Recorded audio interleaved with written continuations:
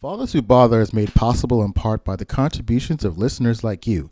To support Fathers Who Bother, go to our Patreon page at patreon.com/Fathers Who Bother and become a monthly subscriber today. Welcome to Fathers Who Bother, a podcast for men who are dad as they want to be. I'm your host, Jerry Barrow. You know my next guest for burning down the classic posse cut, The Symphony. As a member of the legendary Juice Crew, his hit single, Droppin' Science, is a big reason why my tapes rocked until my tapes popped. He's been killing shit since Jay-Z and Jazz were chasing Sophie. And his catalog is over 10 albums deep, including his most recent releases, Ramblings of an Angry Old Man, I Rap and Go Home, The Fragile Ego, and 2021's The Pen is Mightier. But today we're going to get into some grown man talk about his journey as a father and more. Please welcome Craig G to the podcast. What up? What up? What's up, my guy? First of all, I think you may have to change the name for this interview because a few weeks ago, I've actually become a grandfather. I noted that. I was going to ask you about that. Congratulations. Let's big that up. I saw that. I ain't happy, man. I'm still cool, man. You're now the blueprint for hip-hop granddads, though, man. Come on. I'm sure I'm not the only one. That baby's adorable. It's Genesis, right? Yeah. Oh, yeah. Granddad status, man. Ain't nothing wrong with that. I'm old, man. That's a blessing. That's what that is. That means I'm officially old. Well, you ain't that much older than me, so you only got me by like a year, which is another interesting thing. I think we talked about last time when we spoke for I Rap and Go Home. When you were telling me stories about when you first started, it dawned on me that wait a minute, he was a lot younger than I thought when he started out.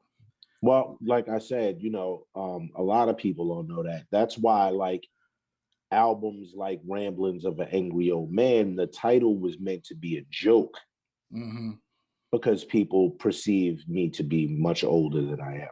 Right. So, you think it's the beard? Why do you think it was? Why do you think people think you're older? My lady told me it's because when I was younger, I looked way older. Like in the symphony, she always jokes and says, "You look like a grown man." But I was in the 10th grade, maybe, I think. That's wild. Yeah, I had no clue you were in 10th grade when that came out. First, got a shout out to the matching hoodies. Speaking of the symphony, I don't know. We did not plan this. We didn't plan this, but I knew I had to represent when they went on. Shout out to Master Ace. Shout out to Master Ace, of course, for sending this to me. I think it was the cleanest, newest sweatshirt I could find in my closet, and that's why I probably have it on technically. I'm not mad. Yeah, so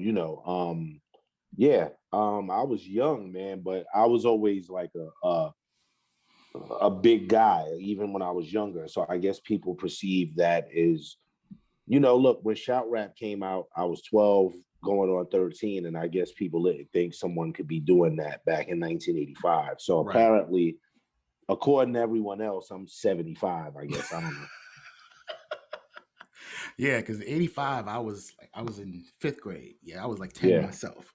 So you only, like I said, you're only a couple years older than me. So I didn't think there was somebody my age up there on that screen or on the radio at that point. So it's all good, it's a trip, man. It's a trip, man. Being young in the business and will definitely give you trust issues as far as how the business run and everything. But it's crazy. It was so ill to the point that my son does music now, and like it was almost like painful for me to see him do it. But at the same time, I also know you really can't tell someone not to do something, right? Especially like if he has my DNA, he's stubborn. He ain't trying to hear me anyway. So, but he puts out his projects or what have you. But now that he has a child, I'm like, yo, you gotta not rely on this business as much and find you a calling that will always make you money. And at least as far as me getting into the health field during this COVID situation, maybe I could lead by example. So your son is an artist. So is he rapping, singing, producing, DJing? He's rapping. My son name is Cameron. He's actually 26 now, and he's my only child. So, like, the early fatherhood stuff is kind of behind me. Right. And I'm definitely not interested in having any more kids. So I'm gonna live vicariously through his daughter, is what I'm gonna do. Yeah, yeah. So I wanted to start with him. Yeah. Because you had him in what, 1995? I was 22, 23, yeah. So I didn't have him that young, but yeah. Young enough. Yeah, yeah. So when did you first find out that you were having him?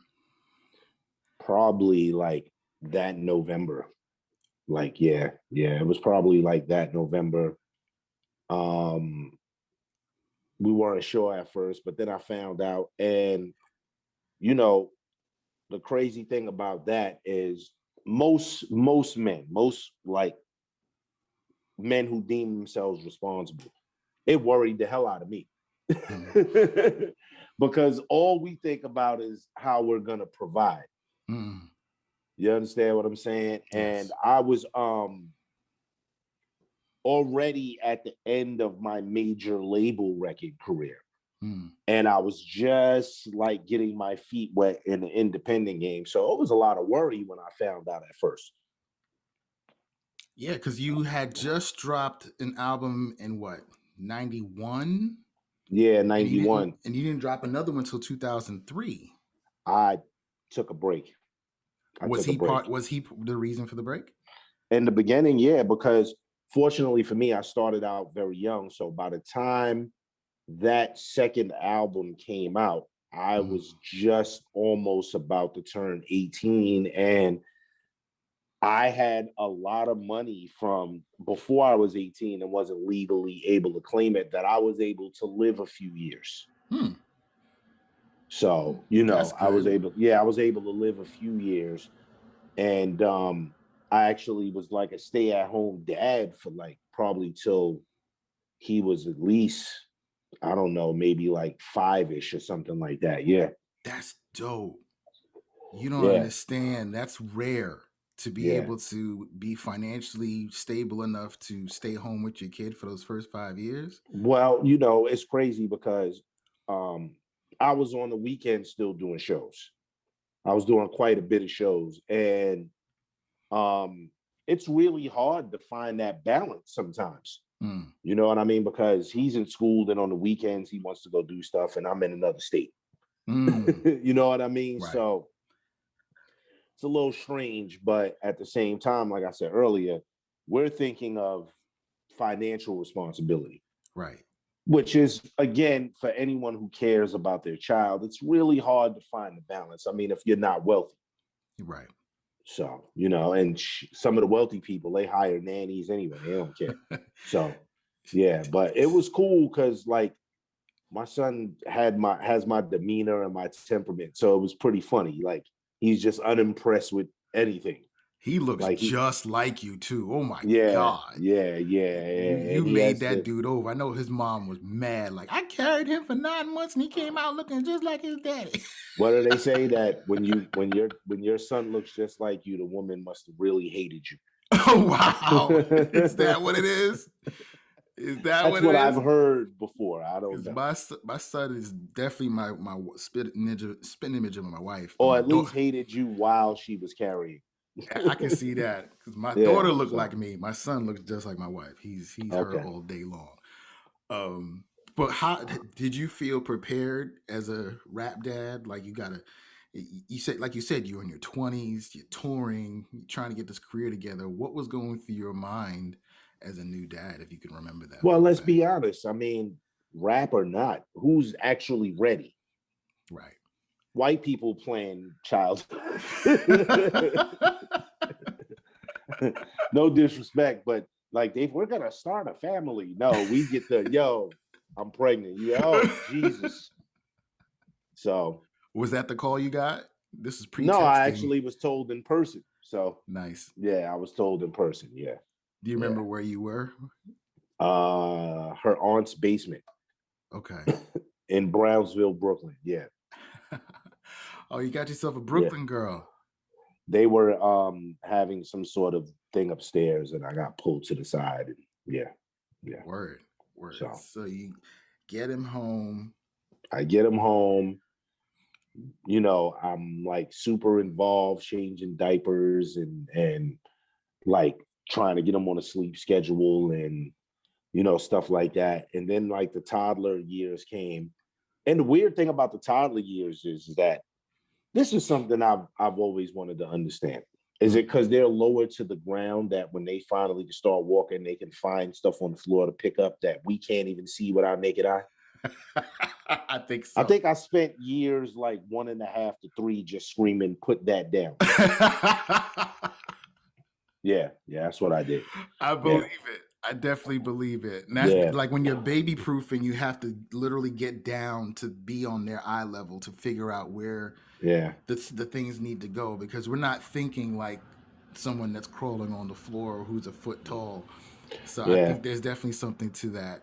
Well, then, after about 4, like things didn't work out with me and his mother, and that's cool. And her job wanted to go down to Virginia, like their whole job moved. And, she was respectful enough to ask me what I thought about it. And I actually agreed. I was like, please go. You know what I'm saying? Because of what was going on in New York in the late 90s and everything else. I was like, go ahead. Because for one, Virginia from New York is a very cheap flight. Right. Or drive. And I just wanted him to not have to deal with a lot of the stuff that's going on now that I kind of foreseen, as far as like with the younger generation and how they kind of be bugging out a lot now. You know what I mean? Bugging out now, like we didn't bug out in the 80s, you don't think? I mean, when we did, there were rules. Respect your elders, respect women. That's out the window now. In many cases. I won't say all, but in many cases, yeah. It's a little different. It's a little different. It's a little more intense now. But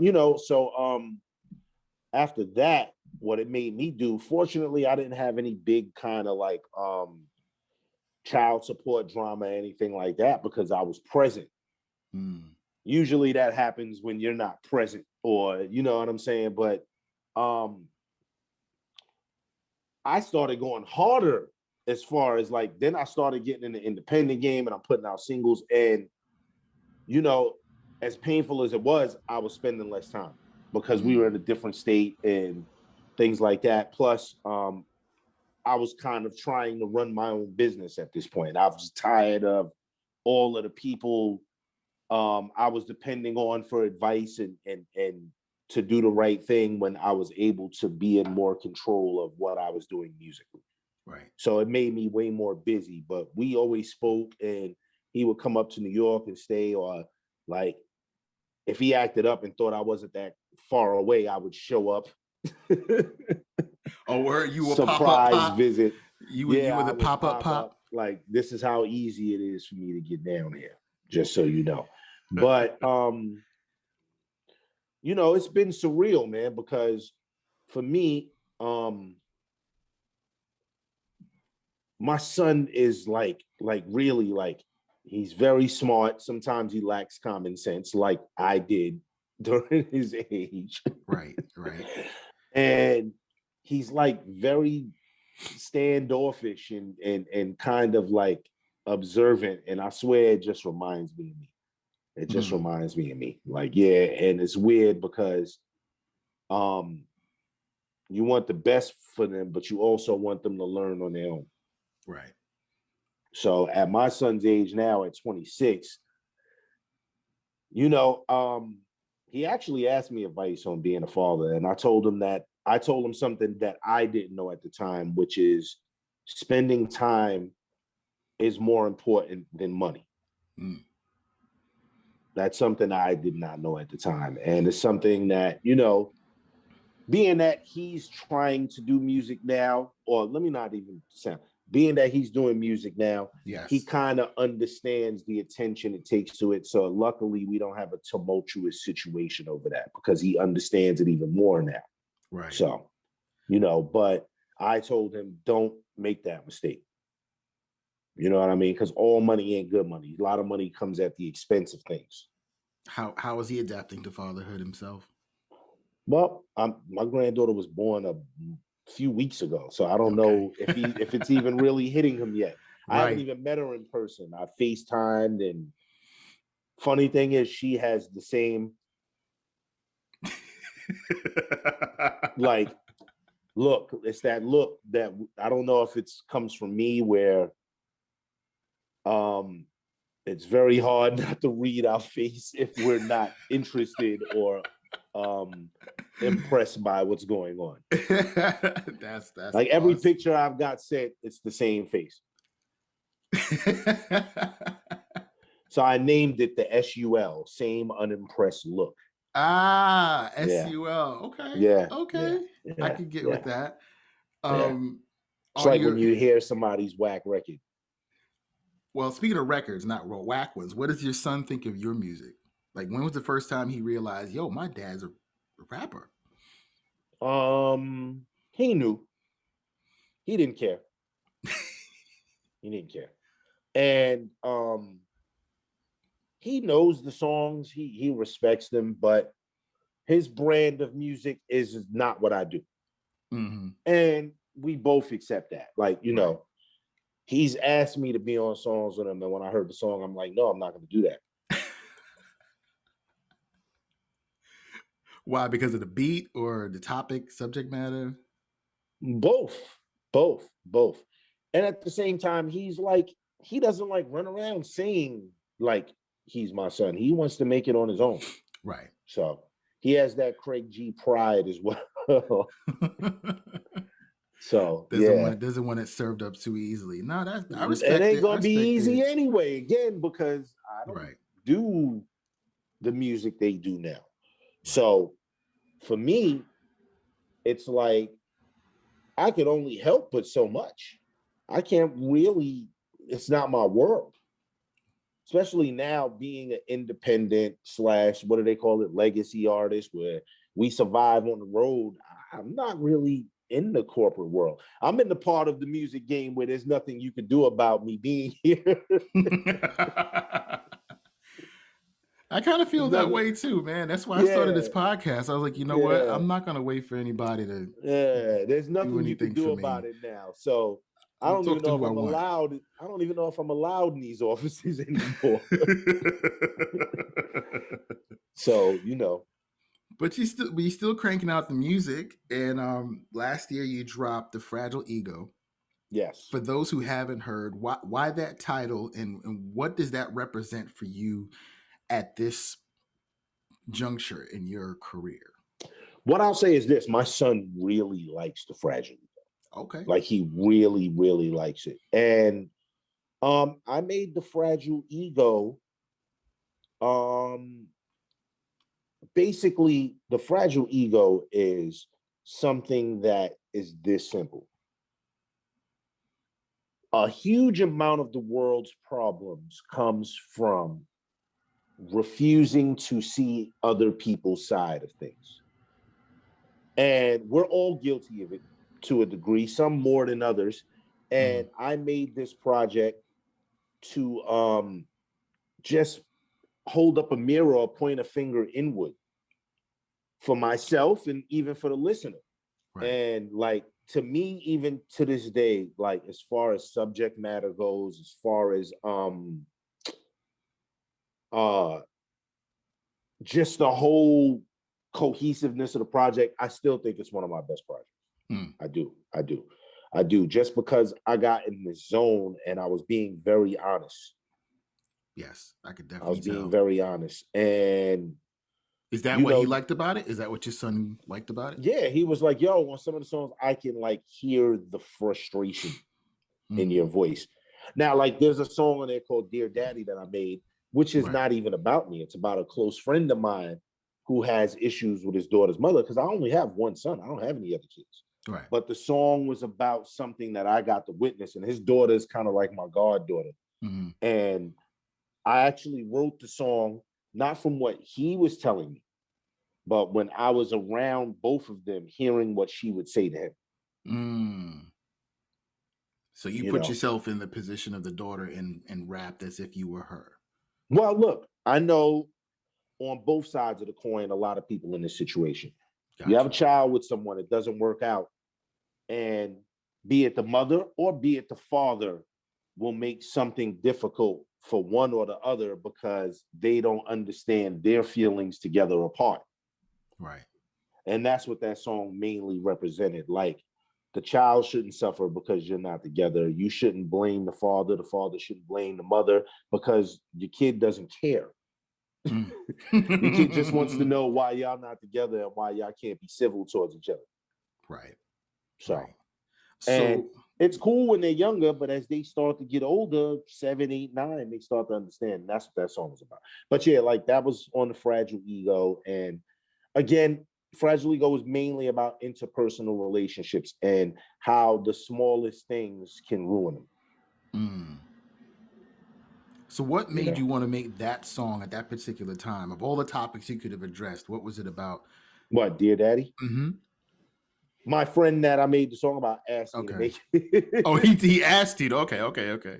He asked me to make it. He asked Okay. me to make it. Yeah, yeah, yeah. What was Because his I recorded all of the stuff at his spot. okay. And he was like, yo, you got to do a song about this. And I was like, to be honest with you, I actually had a front row seat for a lot of it. So I'll make that song. Mm. Yeah. What was his Yeah. response to it? What did he think of it? He cried. Mm. He cried. That's when I knew I had something. And I still get lots of messages and emails about that song to this day Yes. because there's a lot of people going through it. And, there's a lot of people going through it where um, the worst thing you can want to be is the best parent you could be, whether it's mother or father, and someone's impeding that because of their own personal reasons. Right. So that's I what that song was about. now up until that time, up until that song, had you had a verse or a song that dealt with fatherhood at all before that, or because I No, couldn't recall any. no, no, no, Yeah. no. I always kept my personal life very. That's why you don't know much about me. That's why you consider yourself lucky. How many interviews you see me do? Not many. I have this thing about just wanting to speak about yourself at every opportunity. I'm not that kind of guy, man. I kind Right. of put it in the music, Mm-hmm. and I know it's a necessary evil when you have a project coming out. But if I'm like in between projects, it's gonna really be hard to get me in an interview. Right. Like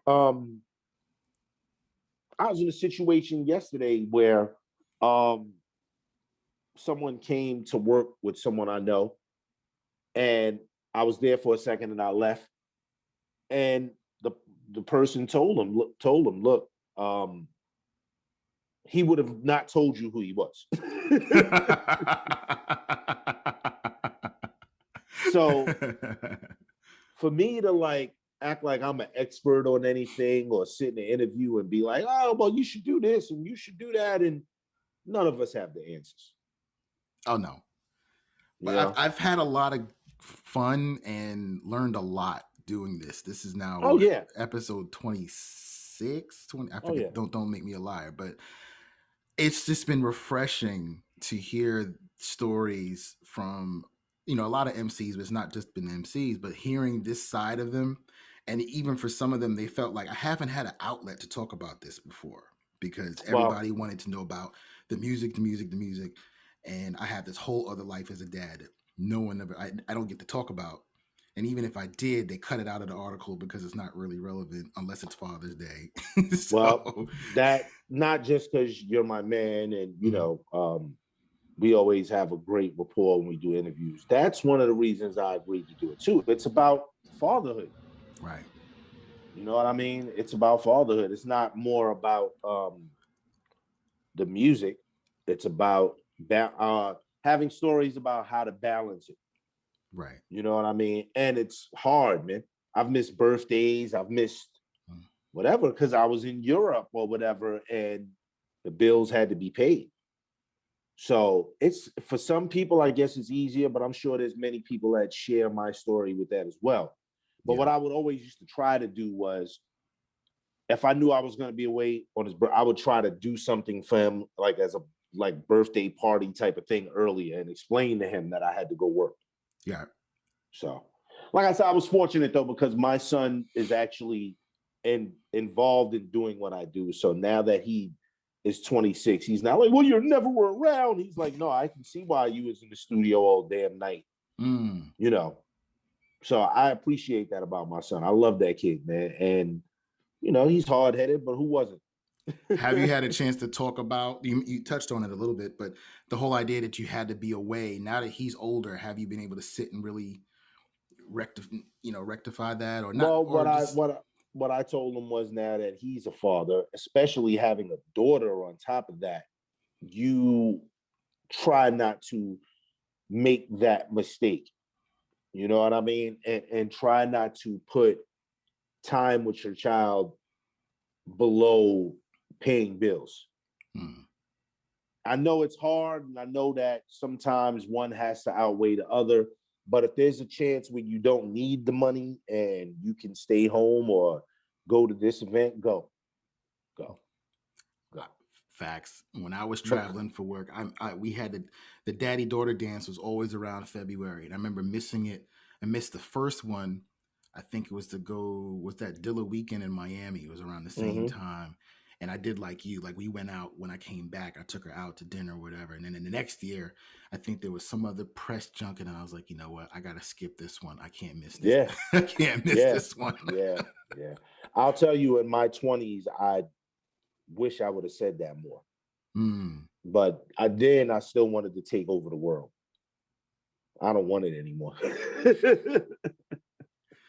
So when you put out that second album, like he was like 8 in 2000, what? roughly. Well, no, my second album he wasn't born yet. No, not your second album, but the album. No, the D&D album. Yes, the D&D album, 2003-ish, I think it was. He was about 8 or 9. What was that like, adjusting? Because now you weren't new. Actually, he was already down in Virginia. Okay. And it was actually harder because, one, I had to get my feet wet back with doing things that I kind of took a break from. And to be honest with you, I didn't take a break not just because of fatherhood. I took a break because I started young, man. You know what I mean? I missed everything. Graduation, prom. I was on the road at 16, 17 years old. And I didn't have like a normal life. And for real, to be honest with you, I helped my mother buy a house. I wanted to be normal. I wanted to cut grass and go bowling. And I didn't get to do any of that from the ages of like 13, 14 to like 18, 19. Maybe even to like 20. So that was a big part of it too. So I guess when that D&D album came out, that This Is Now, I had to kind of learn to stay up all night again, be in the studio, go to Europe and try to do 14 shows in 17 days, stuff like that. And, it was actually worse then, but he understood. You mentioned that, I remember when we spoke before, you said your mom was an educator and you couldn't even go to perform without having a family member present.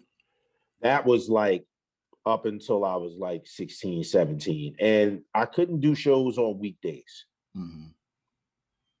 This was the early years, like when the Symphony and Drop in Science was out. Like if it was a show on a Tuesday or Wednesday, it wasn't really happening. I couldn't go. And that's why, like, in a lot of the history, and like even like in the Shantae movie, you don't really hear about me because I was home. But I was there. Because if you listen to the bridge, when he says he is the man who is known as Craig, he's talking about me. I was there, but I couldn't be present for everything because my ass had to be home because I had school. Right. So now, speaking of present, what was your relationship like with your father, if there was one? Me and my father was around a little bit. He was around a little bit, but my stepfather took over that role. Okay. He took over that role. My mother and my stepfather's been married over 30 years. Oh, God bless. Yeah. They got married, I think, when I was like 11, 12. And he was the first one to give me an allowance, chores and what have you. The only tumultuous thing we had was, like most old school men from that era, what I was doing wasn't work. You know what I mean? That was our issue. It was like, you need to go out there and get a job. You need to go. And I'm like, I got $7,000 in my pocket. I don't know what you're talking about. But, I was young. I had money. And as I'm older now, I actually get what he was trying to tell me. Right. I actually get what he was trying to tell me. But he kind of stepped in and filled the role. And he was the one that always like showed me without even telling me, you got to take care of home. You got to always make sure your family's good. You always got to save money. You can't just spend it all. You got to put some money aside. He was the one that taught me all those basic principles. Nice. So, that was something that stuck with me to this day. And it's funny because he's 83, 84 now, and he still tries to do everything himself. And it's kind of annoying actually now. How so? It's like, yo, look, you can't barely see, man. Let me fix that. Don't mess with it. Don't mess with it. And then he's a proud man. So if he breaks it worse, he's just gonna get angry. So, but God bless him, man. Like, he was more my father than my actual father. My actual father died. I didn't know till well after the fact. I didn't see him in about like 7, 8 years before it happened. But, look, what you learn as you become a father, what you learn as you become older, what you learn as you get more understanding is I can't be mad at someone, speaking on my actual father, I can't be mad at someone who had no idea of what they were doing. We've had a talk, where he told me, like, yo, I didn't know what the hell. My father was a street dude, man. Right. My father was a street dude. And, look, it is what it is. It doesn't bother me as I got older. All I could do is try to learn to not make the stumbles that he may have made. Yeah. That's it. Yeah. Right. I mean, Drez was telling me something similar. Drez, Black Sheep Drez, like, he said, my dad was a hustler. Yeah. And just trying to balance that relationship. My pops was a hustler and a notorious womanizer. Yeah, I think I got a few half brothers I never met. You know what I mean? But those are the things that I didn't want to be. So, look, even there's a positive out of that. Like, I used to joke because I think he wound up having like a stroke and then being messed up. And I say he probably had a stroke because he had too many women. You know what I mean? Look. God's way of saying, slow down. Relationships are work. Yeah. You're never gonna get the right answer. Okay. You're never not disagree or argue. So I would think to myself, if that's the case, what I want with 5 of those.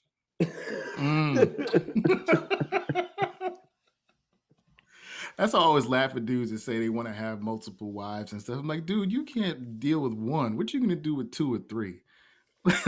Like really? Like, really? So, Keep one happy and let me get back to me when you got that one squared away yeah. before And you that's can hard add enough. 2 and 3 to the mix. Come on. And that's hard enough. It is. I've been married for So, 20 years. Trust me. I know. yeah, I know you've been married for a long time, 20 years. Look, we'll never have the answers. Nope. Okay. We'll never have the answers. It will always be our fault.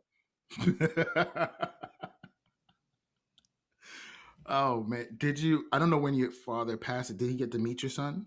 Your biological No, father? No? he You know? actually didn't. No, he passed before my son was born. Okay. He passed before my son was born. Um, I think he had moved like to another state. He was like a vagabond, man. He would just meet women and be here, be there. This is from what I know, at least. Right. So, but like I said, I don't have any hard feelings, man. I don't have any hard feelings. Like, my stepfather actually kind of, showed me, though he may have had his faults, that being loyal to your family and being committed to the role that you're playing, and no matter how bad it may have gotten, staying with it, not running for the door, because a huge percentage of us have grew up with abandonment at some point. The people whose fathers wasn't present. And my stepfather is the one that showed me that running away from a problem instead of meeting it head on is why I didn't really get to know my father in the later years, because that's what he did. Now, his reasons may be valid to him. So, like I said, no hard feelings, but I just did not want to do that. So, I kind of hear it when you say I have the one son. It's almost like you're saying, I know where I've been. I know what it's like. You're emphasizing. No, I didn't do what my dad did. I got and when you see me posted, you follow me. I always say my only son, my one son, because I'm kind of proud of the fact that I didn't have 8 different kids with 8 different women. Hey, if that's what you did, I'm not knocking you. Right. I'm just saying it's a very hard thing. Yeah. Especially if you're not taking care of them up to what their standards are, the dudes going through child support. So I was very proud that I had one son. I didn't have to deal with any of that. Me and his mother, she never even attempted to ever bring me to court or anything like that. So that's something to be proud of. Right. So I always say one son, because for some particular reason, the general consensus is rappers have 900 kids and 700 baby mothers, and so I always emphasize that. Yes, you're right. I always emphasize my only son. Yeah. I dig it. I respect it. Yeah. On your now, I'm sorry. What I was going to say was, now if it worked out between me and his mother, maybe I would have had more. Got you. But once it didn't work out, I was like, I'm not going through this again. I'm not going through this again, because what happens is you feel like a failure as a father if the relationship with the child's mother, if you care. Especially when you have to talk with your child about why y'all not together when they're old enough to ask you. Right. So yeah, I'm always proud of the fact that, I wasn't, trying to knock up everything that moved. I'm a long-term relationship guy. Always have been. So I wasn't one of those type of dudes where, like I said, the chick was knocking on the door like, it's yours. No, that wasn't happening. Did you have that conversation with him about why you and his mother didn't stay together? Yeah. How did that go? Yo, we were both young, stupid, and thought we knew everything. How else can it go? How else can it go? That's usually how every relationship breaks up, whether it's a friendship, partnership, whatever. No one's trying to hear each other out. Everyone's talking to win an argument instead of fix an argument or what have you. And especially during those times, that's what it was. That's what it was.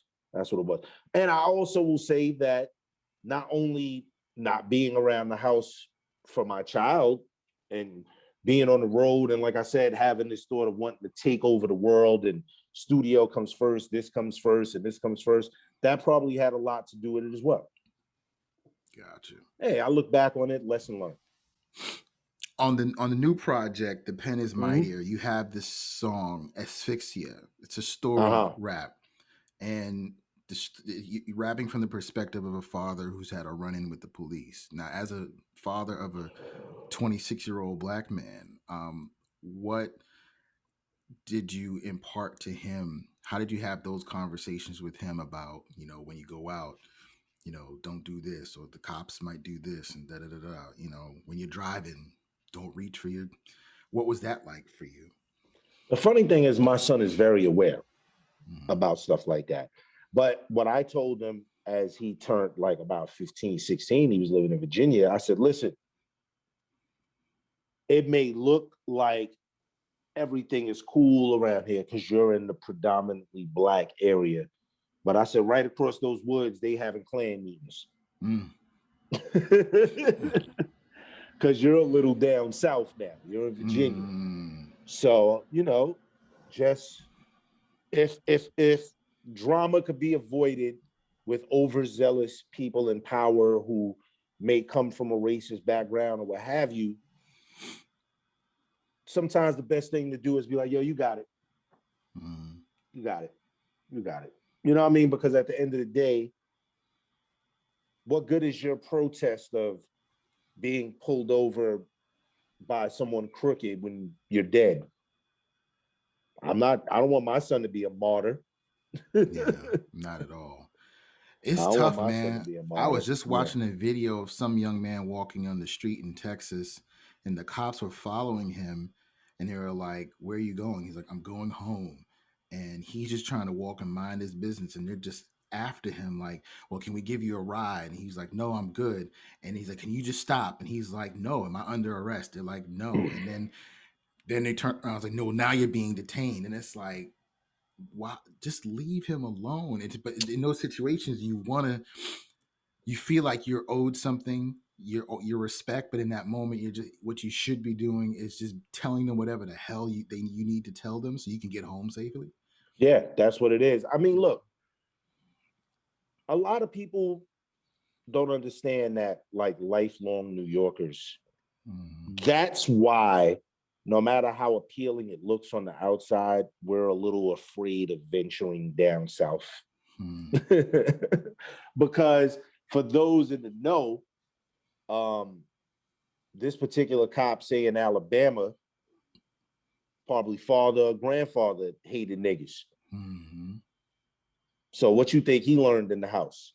Right. And they blend in with everyday life. It's a different racism in New York. It's a little systematic. It's not where it could kill you. Yeah, that stop and frisk is real. Yeah, it won't kill you, but it could suffocate you in New York. That's what I'll say. But down south and in certain, like you said, Texas and these places, it could actually literally kill you.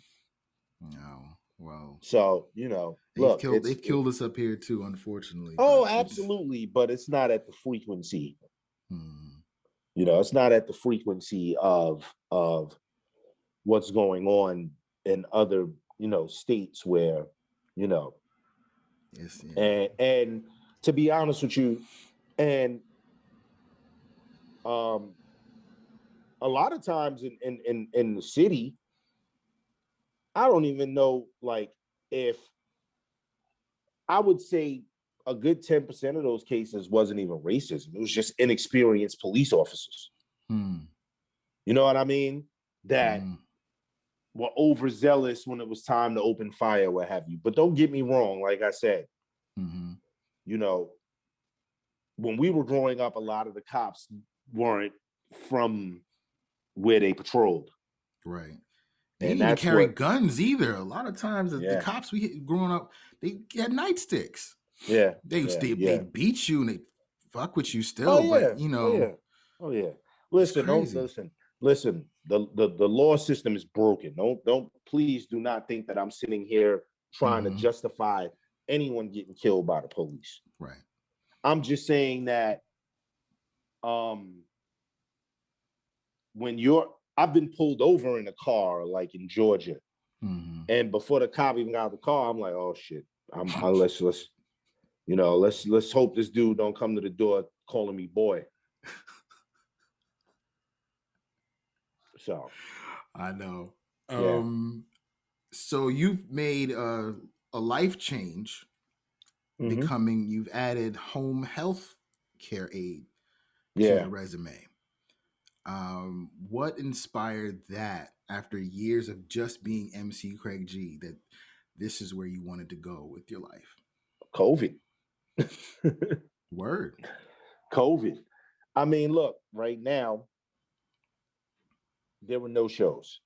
And an artist like myself and many others, it's a big part of our income. Mm. And not just the income wise, there's no shows. So you got a lot of downtime. So it's a good time to, if you're inspired enough, try to do something new. Try to do something new. Look, I was when COVID started, it was like, okay, this will blow over by the summer, whatever. By the summertime, I was already planning on wanting to do something else. But it wasn't at the forefront because I wasn't hurting for money. Right. You know, fortunately, again, I don't spend a lot of money. Mm-hmm. You know, my vices was weed and sneakers. So, but what happened when COVID came was I was like, look, I got this free time anyway, and there are certain parts of the healthcare field where you don't have to go to college for 8, 9 years, and you could do something that helps people, and you could do something that no matter what, I'll put it in a simple sentence. Look, Ma, I finally got something to fall back on. What did your step pop think? You said, "Look, Pop, I got a job," like you said. Yeah, look, they were shocked just seeing me go to school. Mm. You know what I mean? And look, I've always prided myself on my intelligence. Like when I was in the fourth grade, the citywide reading test, I was scoring 4 or 5 grades above. I always like to read and stuff like that. Right. So my mother was more like, you was always smart. I don't know it took you so long to do this anyway. And I'm like, again, I didn't do this out of fear of not having any money. I didn't do it I didn't do it because I was making money. But at the end of the day, the job is not that respected in the real world. A landlord, oh, you rap? Okay, we're not giving you this place. Damn, I never thought about that. And you could be a successful rapper. They just may not know, and they may not see any consistency in that. So ain't no pay stubs from rapping. Yeah. There's 1099s and stuff like that. But so look, honestly, it's something I'm very, very proud of. I had this plan. This is why the release output is the way it is. I went in the studio. I recorded 4 or 5 different projects because I knew that I was going to have to go to school for a couple of months. So I went to school, and when I got to school, I was nervous because I wasn't really in a educational setting in a long time. Like I'd go to schools and talk to kids or whatever, but it was easy. It was easy. And the reason it's easy is partly because of being an artist. Like I have a really good memory. Short term, not so much. I don't know where I put my keys. That's probably marijuana. But as far as digesting information, and it was easy. So I'm actually going back to school. Oh, probably in the summer to probably do something else. I'm not sure what it is yet, but it was so easy. I would feel ashamed not to, because I was the top person in my class. I got a 97, 98 on my final. And yeah. So, the one thing is with the job, I don't think, like, now I definitely have some sort of empathy for healthcare workers, because they don't get taken care of like the school teachers don't. You know what I mean? Yeah. So, yeah, but that's mainly partly due to some of the agency owners and how they treat their employees. It really so. But it's been cool so far. It's been cool to I'll give you an example. Right before I was about to graduate, we were about to do something and it fell through, and it didn't bother me. Okay. It didn't bother me. It didn't bother me at all, because I was so focused on school and what have you. So now that I have something guaranteed in my back pocket, I'm not really disappointed at a canceled show or this, that, and the third. And when you lived your life like that for quite some time, it kind of sucks. So I've actually saved Craig from Craig G. That's my famous phrase for actually getting involved within this new thing that I'm doing. Yeah, I saw that in another interview you did. Yeah, Saving Craig from Craig G. Yeah. What does your son think of your new occupation? He's actually proud, and he's actually going to start school to do it. The same thing, or just something else? Something along the lines. Yeah, that's dope. That's dope. Like, he can't believe it. Actually, like, he's bugging. But again, what I've come to find out, even in this late age, you can talk to your blue in the face to someone about change. You can get mad at them because you feel they won't change. Or you can change, and hopefully they see that and decide that they can do it as well. And that's with everything. That's living by example, leading by example. That's it. Leading by example. Because words is words all day long. That was my father. God bless him. He passed in 2018, but the things I realized were normal for men to do were because my father did it. He didn't tell me I cook, I clean. I just saw my father on Saturdays when my mom was out at the laundromat. He was cleaning up the living room. He was vacuuming. That's what I was saying about my step pops. Yeah, that's what I was saying about my step pops. Yeah, same thing, right? Yeah. Like, he's the first one that taught me how good it feels to have your own money. Your own money. Like it would kill me to have to borrow something from someone. It's that kind of pride that was instilled. It's that kind of pride that was instilled. Like, think about it. Like, I'm sure you feel the same. Like, who respects a guy that's living off a woman or asking a woman for money every time they turn around? If you were brought up as a man, as a person that knew that no matter what, at the end of the day, no one's going to care if you're not doing it. Gotta be self-sufficient. Yeah, they ain't trying to hear the excuses. At all. So why can't you do this? Well, I don't know. I can't. No, you need to make it happen. And that was the thing I love my father for. He just did it. He just did it. He didn't sit me down and say, "This is how you're supposed to do." He just did it, and I was like, "Okay, now I know I need to go do X, Y, Z." So that I can have, like you said, I can have the freedom to do what I want. Absolutely. While I'm living here and he's paying all the bills, I got to do what he says. If I want to do what I want, I got to make my own way. Yeah. I wanted to get my first apartment when I was 17. And at first, my mother was like, nah. And my step pops told her, no, let him do it. I said, ain't nothing going to make him grow up more than having to pay a landlord at the first every month. Facts. And did you ever go back? Like, you stayed when you moved out at 17? No, when I helped with the house, I kind of came back for a minute. Okay. I came back for a minute as it was getting settled in and everything like that. I probably stayed for like a few years. Then I left. Then my mother and my stepfather got sick, and I came back for a little while. Got you.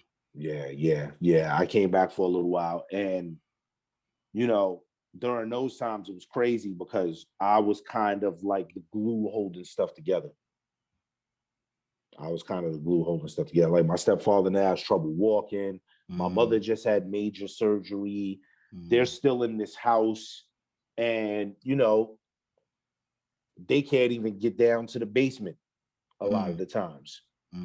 So, and I had to at some point do what they've done for me my whole life until I got into the music business. Yeah. It all comes full circle. Full circle. I'm now calling around trying to get my mom this vaccine, because she's like, with my sister's taking care of her. I mean, she's not, that ill yet, but we're definitely at that age, that point where I'm driving her to her doctor's appointments and all that stuff, Yeah. So, I mean, look, it is what it is. You just hope to God when you get there, someone does it for you. So how soon till you get to see the grandbaby? Probably, listen, with the travel restrictions and all that, that kid ain't gonna move no time soon.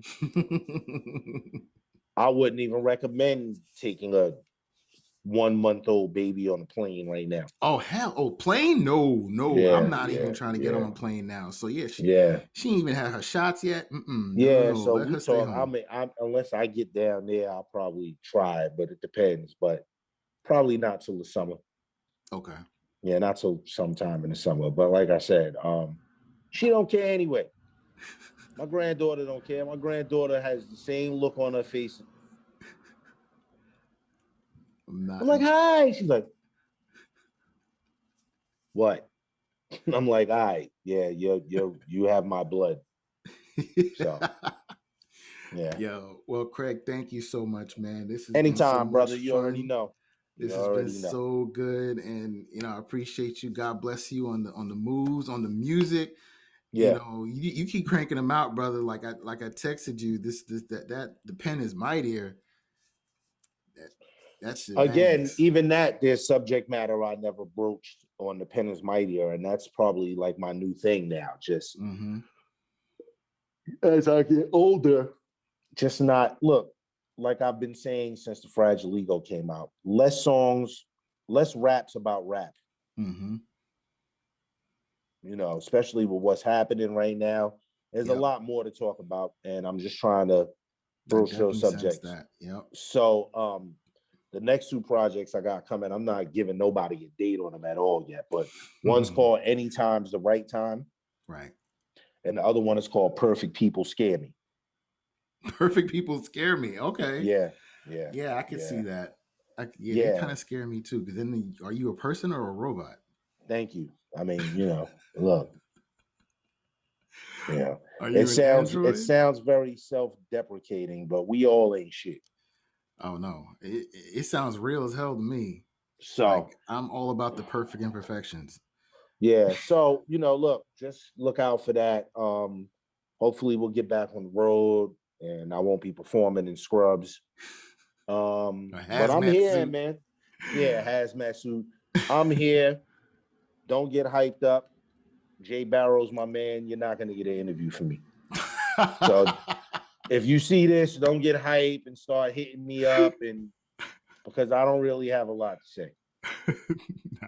Sorry. I appreciate that so much, brother.